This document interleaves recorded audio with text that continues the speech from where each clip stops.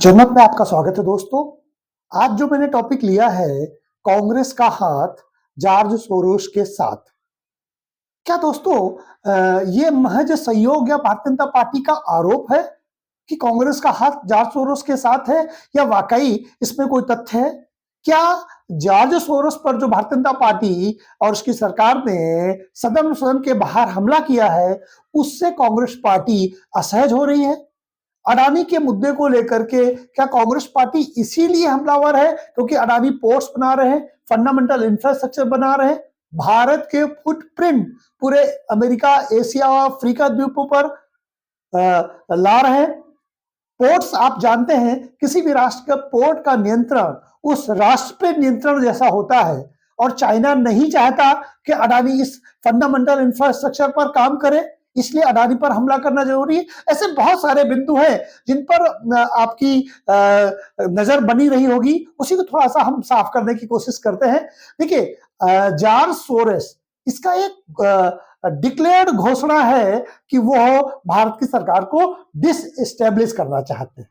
दोस्तों, आप जानते हैं भारत के संविधान की जो प्रस्तावना है वो ये कहती है कि हम एक संप्रभु सोवरेन राष्ट्र हैं, यानी हमारे देश की नीतियों को बनाने और बिगाड़ने का हक केवल भारत के लोगों का है या उसकी चुनी हुई सरकार का है। कोई विदेशी अगर डिक्लेयर तौर पर कहता है कि वो चुनी सरकार को बदल देगा, वो भारत की संप्रभुता पर हमला करता है। तो जॉर्ज सोरोस का जो संगठन है, वो सारे के सारे संगठन भारत की सरकार को डिसएस्टेब्लिश करना चाहते हैं, यानी भारत की स्वतंत्रता पर हमला करना चाहते हैं।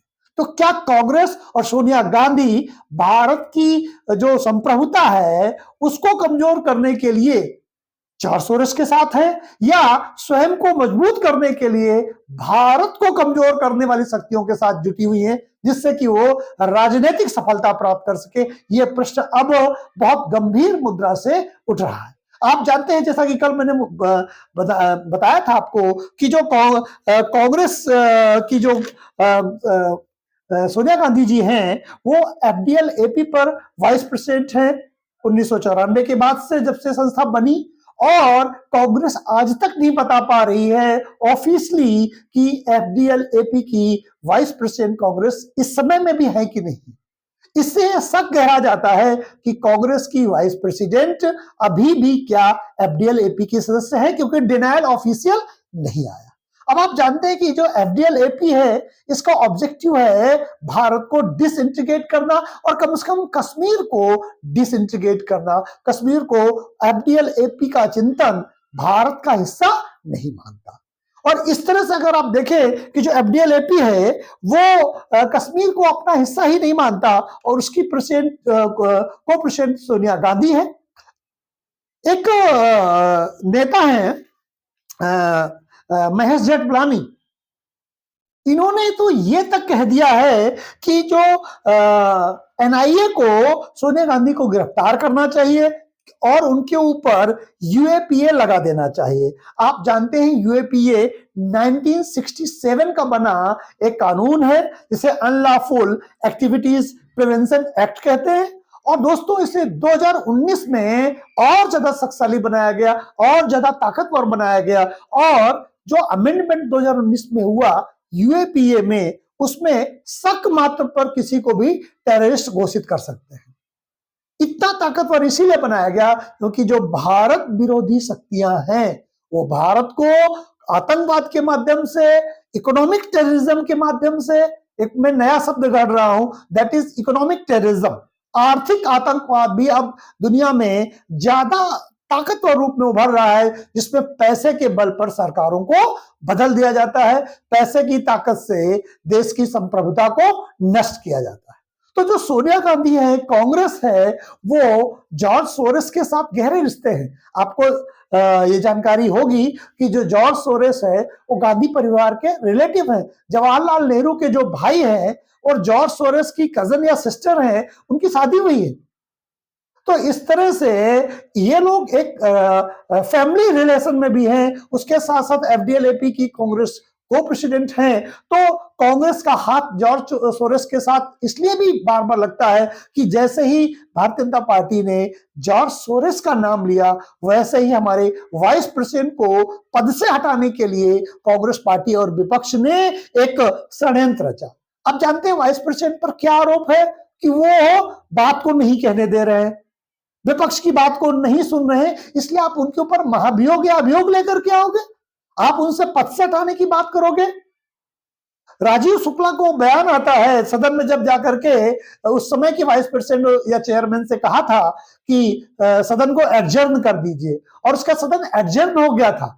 इस हद तक भी कांग्रेस ने राज्यसभा के चेयरमैन या राष्ट्रपति के पद का दुरुपयोग किया है। वो कांग्रेस पार्टी ये कह रही है कि जो उपराष्ट्रपति जगदीप धनखड़ हैं वो बोलने नहीं दे रहे हैं प्रॉपर, इसलिए हम उनके ऊपर महाभियोग ले आएंगे। कांग्रेस पार्टी देश की राजनीति को किस हद तक नीचे गिराएगी। अब मैं एक बयान देख रहा था राहुल गांधी का, वो कह रहे थे कि वो सदन को चलने देना चाहते। सदन के जब 10 दिन बचे, आप फ्राइडे को देखिए, फ्राइडे का दिन बहुत इंपॉर्टेंट है। फ्राइडे को कांग्रेस हमेशा वो काम फ्राइडे के दिन करती है, उसमें भी कहीं ना कहीं तुष्टीकरण की बात आती है। आप फ्राइडे को ही क्यों चुनते हैं किसी ऐसे बड़े काम के लिए? आप फ्राइडे को ही राष्ट्रपति पर महाभियोग के लिए अपील लेने की बात करते हैं, जबकि केवल 10 दिन सदन के बचे हैं और महाभियोग के लिए राष्ट्रपति को पद से हटाने के लिए कम से कम 14 दिन की जरूरत होती है। राष्ट्रपति को 50 सांसदों के साइन हो और 14 दिन पहले सूचना दी जाए, और सदन के बचे हैं 10 दिन। इससे कांग्रेस की मेंसरिया पता चलती है, कांग्रेस का उद्देश्य पता चलता है कि कांग्रेस का उद्देश्य उपराष्ट्रपति जगदीप धनखड़ को हटाना नहीं है। उसका उद्देश्य क्या जॉर्ज सोरेस से भारत के सदन का ध्यान हटाना है, भारत के लोगों का ध्यान हटाना है। यह बात कांग्रेस के ऊपर बार बार आरोप लगता है और उनके ऊपर यूएपीए लगाने की मांग भी जेठमलानी खानदान करता है। इससे समझ पे आता है कि कांग्रेस पार्टी कहीं ना कहीं पर अब जॉर्ज सोरेस के साथ अपने संबंधों को कितना भी डिनायल करे, लेकिन वह उनके संबंधों के साथ संलिप्त पाई जा रही है। और कांग्रेस पार्टी सोनिया गांधी के ऊपर लगे आरोपों को अभी तक पूर्ण रूप से कांग्रेस ने डिनायल नहीं किया। सोनिया गांधी की कोई एक बाइट नहीं आई, कोई एक ट्विटर हैंडल पर ट्वीट नहीं आया कि वो उनके ऊपर जो आरोप लगाए जा रहे हैं वो गलत है, और उनका सम्मान जो भारतीय जनता पार्टी खराब कर रही है, इसको लेकर के वो डिफेमेशन केस करने जा रहे हैं। इसलिए कांग्रेस पार्टी अब जो जॉर्ज सोरोस के साथ उसके संबंध हैं, या जो जॉर्ज सोरोस के साथ उनके संबंध दिखाई दे रहे हैं, उसको लेकर के रक्षात्मक मुद्रा पे है, मैं कह सकता हूं डरी हुई है। और यह मुद्दा अगर आगे जाता है तो सोनिया गांधी को इस बात का जवाब देना पड़ेगा कि कांग्रेस का हाथ सोरेस के साथ क्यों है। अभी तक देश की जनता ये जानने में कहीं ना कहीं पर मजबूर हो रही है, शक करने पर मजबूर हो रही है कि कांग्रेस पार्टी जॉर्ज सोरेस के साथ क्यों खड़ी होती है। इसलिए नहीं कि केवल अभी भारतीय जनता पार्टी ने यह बात उठाई है। आपको याद होगा हिंडनबर्ग रिपोर्ट, आपको याद होगा राफेल मुद्दा, आपको याद होगा पेगासस विवाद। ये सारे के सारे जो मुद्दे हैं, ये सोरेस के जो फंडेड ऑर्गेनाइजेशन है जिसमें ओसीसीआरपी है, उसमें ये सबसे पहले छपते हैं मुद्दे। सदन की कार्यवाही चलने के एक दिन से 1 या 2 सप्ताह 2 वीक्स के पहले ये मुद्दे वहां पर उस ओसीसीआरपी के संगठन पर उठाए जाते हैं, जो पत्रकारों का एक समूह है तथाकथित, फंडेड बाय जॉर्ज सोरेस या अमेरिकी ऑर्गेनाइजेशंस। और उसके बाद राहुल गांधी उस मुद्दे के आधार पर सदन को नहीं चलने देते। ये बात 2021 से लगातार जारी है। उसके साथ राहुल गांधी भारत के जो नौजवानों को लेकर के मोदी को डंडा मारेंगे तक की जो बात कहते हैं, वो भी कहीं ना कहीं पर इन संगठनों से राहुल गांधी के तार को जोड़ती है, गांधी परिवार के तार को जोड़ती है। और गांधी परिवार का मतलब आप जानते हैं, गांधी परिवार का मतलब है कांग्रेस परिवार, कांग्रेस पार्टी।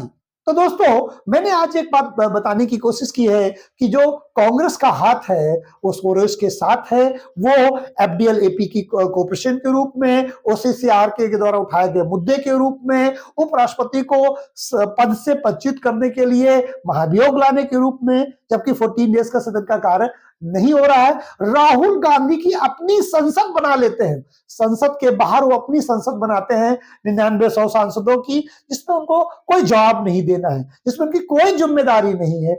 उस पार्लियामेंट के बाहर जो एक नई पार्लियामेंट खड़ी करते हैं राहुल गांधी, वो भी जॉर्ज सोरेस को बचाने के लिए है, ऐसा आरोप मैं लगाता हूं। अब कांग्रेस पार्टी को देखना है कि जो मेरे आरोप है या भारत के जो आरोप है उसमें कांग्रेस पार्टी क्या सफाई देती है, जनता को वो क्या बताती है कि वो राष्ट्रद्रोहियों के साथ है या नहीं।